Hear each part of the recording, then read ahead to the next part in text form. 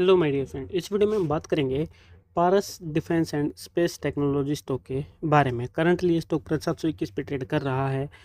और अगर हम इसके स्टॉक के बारे में समझें तो 52 वीक के परफॉर्मेंस के अकॉर्डिंग स्टॉक लगभग अपने पिछले एक साल के मिड प्राइस की रेंज में ट्रेड कर रहा है। ये पिछले एक साल की रेंज है जो इसके मिड में ट्रेड कर रहा है, यानी कि लगभग इसको समझ सकते हैं कि अगर मिड में स्टॉक है तो यानी कि साइडवेज कंसोलिडेशन मिलने के चांसेस, स्टॉक की जो करेक्शन थी वो करेक्शन होके अब वापस स्ट्रेंथ गेन करी है और अब लगभग इस रेंज में कंसोलिडेट कर सकता है स्टॉक प्राइस। इस तरीके का हमें यहाँ पर इतना समझ आ रहा है। आगे चल के वीडियो में समझेंगे कि स्टॉक के क्या क्या टारगेट हमें मिल सकते हैं और स्टॉक प्राइस आगे कहाँ तक जा सकता है। पिछले 52 का जो हाई है उसको ये ब्रेक करेगा या फिर कंसोलिडेशन रहेगा इसमें साइडवेज, वो हम समझेंगे। फाइनेंशियल नंबर के अकॉर्डिंग हमें समझ में आता है कि ईयर ऑन ईयर बेस पर अगर क्वार्टरली नंबर देखेंगे तो रेवेन्यू में बढ़ोतरी दिख रही है, इसके साथ साथ हमें प्रॉफिट में भी बढ़ोतरी दिख रही है। अब हम इसके फंडामेंटल एनालिसिस तो हमने समझ लिया, टेक्निकल एनालिसिस करते हैं। तो यहाँ पर देखिए, अभी अगर मैं पिवट इंडिकेटर को हटाता हूँ थोड़ी देर के लिए, टाइम फ्रेम डेली है, तो जैसा कि मैंने आपको बताया कि स्टॉक प्राइस की जो करेक्शन थी वो एक हाई बनाया, उसके बाद गिरा और अब यहाँ पर लगभग साइडवेज इस रेंज में कंसोलिडेशन की संभावना है।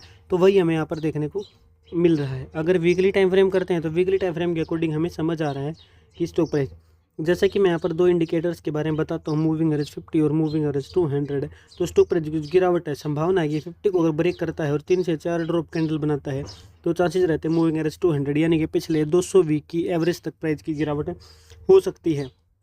और यहाँ से प्राइस ऊपर गया, अपना हाई ब्रेक किया प्रीवियस, और उसके बाद फिर से दोबारा प्राइस इसी रेंज में कंसोलिडेट कर रहा है। तो अब अगर ये पैटर्न इस तरीके से होता है कि अगर ये हाई है और ये लो है तो ये हायर हाई है क्योंकि ये इससे ऊपर है, और ये जो लो है ये पिछले लो से ऊपर है तो ये हायर लो है।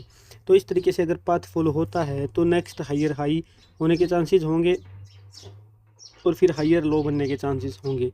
तो संभावना है। देखिए, अब डिसीजंस किस तरीके के होते हैं, टेक्निकल एनालिसिस के अकॉर्डिंग, वीकली टाइम फ्रेम के अकॉर्डिंग। प्राइस अगर मूविंग एवरेज 50 पर रहता है, मूविंग एवरेज 200 पर रहता है, तो इन्वेस्टर्स वहाँ पर एवरेजिंग के मेथड को यूज़ करते हैं और बाइंग के मेथड को यूज़ करते हैं। ठीक है, मैं बाइंग के लिए नहीं बोल रहा हूँ क्योंकि मैं सेबी रजिस्टर्ड नहीं हूँ, लेकिन आपको चीज़ें इंडिकेट कर रहा हूँ। उसके बाद टारगेट की बात करते हैं, फिबोनाची के माध्यम से आप अपने टारगेट पता कर सकते हैं।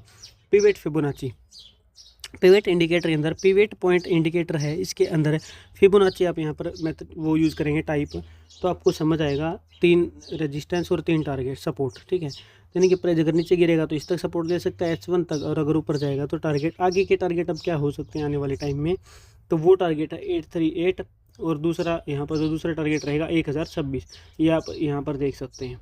ठीक है, 1026 जो आप यहाँ पर देख पा रहे हैं। ठीक है, तो मुझे उम्मीद है ये चीज़ आपको इतनी समझ में आ गई है। अगर आप इन सिंपल इंडिकेटर्स को बैक टेस्ट पे यूज करेंगे तो आपको और भी ज़्यादा चीज़ें क्लियर हो जाएंगी। सिर्फ इतना ही इस वीडियो में। अगर आप मेरे चैनल पर नए हैं तो चैनल को जरूर सब्सक्राइब करके जाइएगा और वीडियो को लाइक किए बिना बिल्कुल भी ना जाइए। Thank you very much.